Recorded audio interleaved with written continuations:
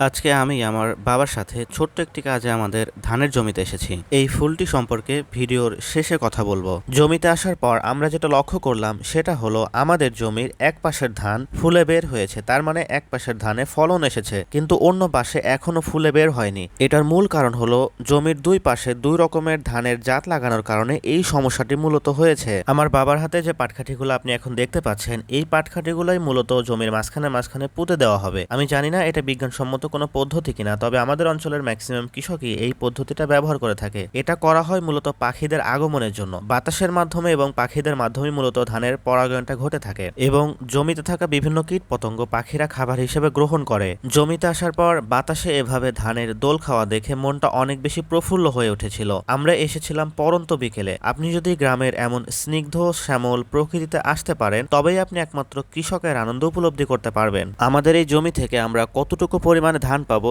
সেটা আমরা বছর মৌসুমে আপনাদেরকে দেখানোর চেষ্টা করব ইনশাল্লাহ। এবার অদ্ভুত সুন্দর এই ফুলটি নিয়ে কথা বলা যাক। ফুলটির দেখা আমি ধানের জমির পাশেই পেয়েছিলাম এবং তখনই ভিডিওটি ধারণ করা শুরু করি। আমি যতটুকু বুঝতে পেরেছিলাম এটা কচুরি পানারই ভিন্ন ধর্মী একটি প্রজাতি। আসলে দৃষ্টিভঙ্গি সুন্দর হলে জঙ্গলের ফুলও সুন্দর মনে হয়। আমাদের এই ভিডিওটি যদি আপনার ভালো লেগে থাকে তাহলে অবশ্যই আমাদের ফেসবুক পেজটি ফলো করবেন এবং আমাদের ইউটিউব চ্যানেলটি সাবস্ক্রাইব করবেন।